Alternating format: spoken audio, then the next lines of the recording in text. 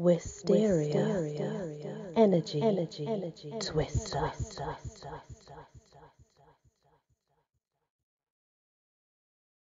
Hello everyone and welcome back to a few short fairy tales, although told from a different perspective. The step-sister's tale. It isn't easy cutting into your feet. Years later, when I had become a podiatrist, I learned the parts of the feet. Did you know that your feet contain a quarter of your bones? Calcaneus, talus, cuboid, navicular, lateral, intermediate, and medial cuneiform, metatarsals, and then the phalanges, proximal, middle, distal.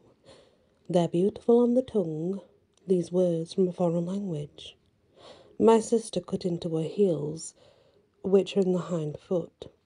I cut into my big toes, called the hallucis.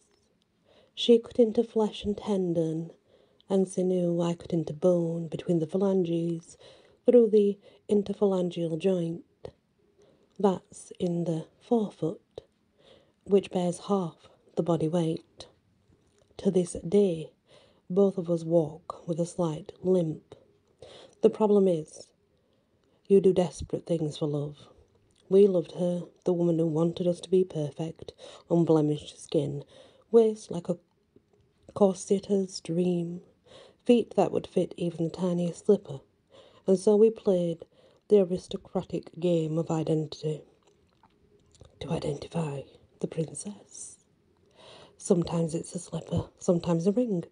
Oh, mother, love me without asking me to scrape my fingers like carrots and cut off my heels and toes.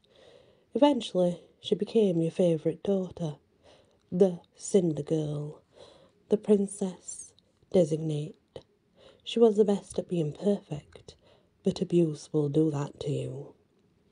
A woman comes into my coffee shop asking me to cut off her little toes so she can wear the latest fashion. I sit her down and say, did you know that your feet provide the body with balance, mobility, support? Come, let me show you a model. Here's the toe, metatarsal and the phalanges. You can see how elegantly they move, as in a waltz, surrounded by your blood vessels and nerves. The ball gown of your soft tissue, a protective coat of skin, the delicate nail. Look underneath, how beautiful you are.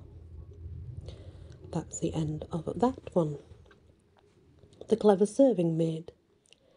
Here are the things your mother did not give you.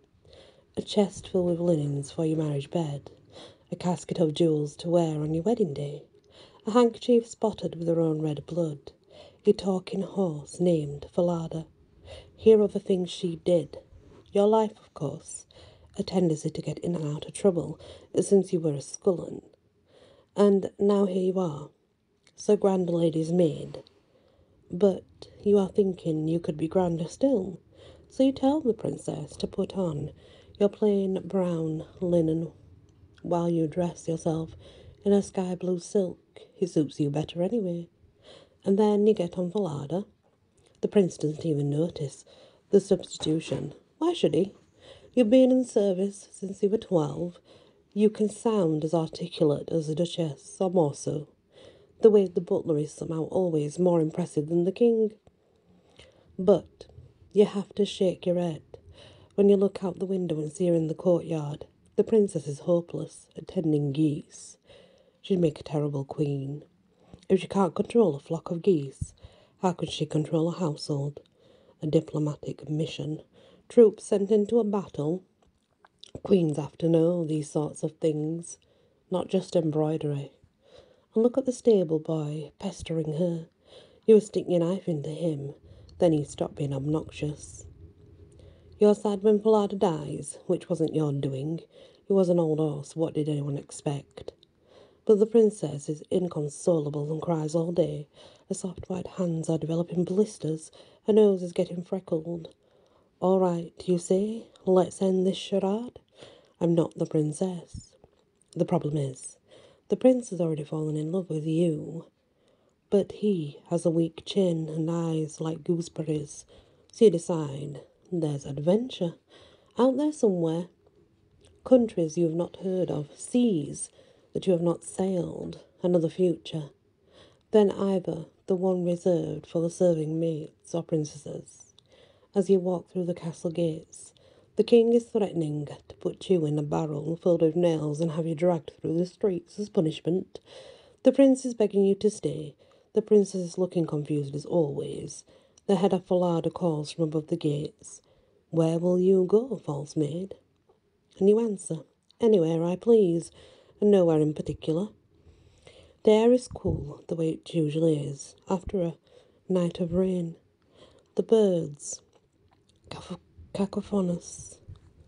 The road winds through the town, then into the forest. Where should you go? East. You decide where a head of the sun has risen and shines on the dusty road, making it seem, just for a moment, golden. The end. The next one is called 7 Shoes. The witch said, I will give you what you want. All you have to do is wear through 7 pairs of shoes. Which shoes? She asked. Oh, any, but the number is important. The first pair she was wearing that day in the woods, red keds. In them, she would ride a bike down a road, hike along the top of the ridge to a tree, where an owl was nesting, wade through the rocky stream, until her mother declared they were beyond help. But each time they revived in the washing machine, she would wear them to go hunting for dragonflies and minnows, or up to the attic, where she kept her favourite books. Finally, the soul split while she was climbing over slick wet rocks. She almost fell into muddy water. Not that she would have minded by then. They had faded to a dusty pink. The second was a pair of flip-flops, bought for $1 at the bait and tackle shop next to the lake while visiting her father. By the end of summer, they were getting mouldy from all the times she had worn them in the canoe, rowing along the banks through lotus flowers, leaving a path of dark water in her wake.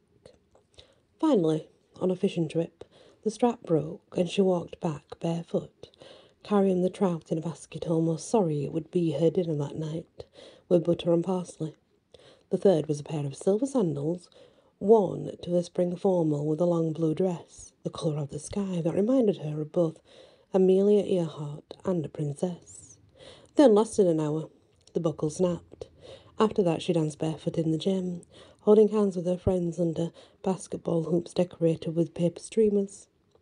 The fourth was a pair of black patent pumps she wore to a law firm internship, running up and down the internal staircase, taking notes at meetings, sitting in on conference calls, making copies.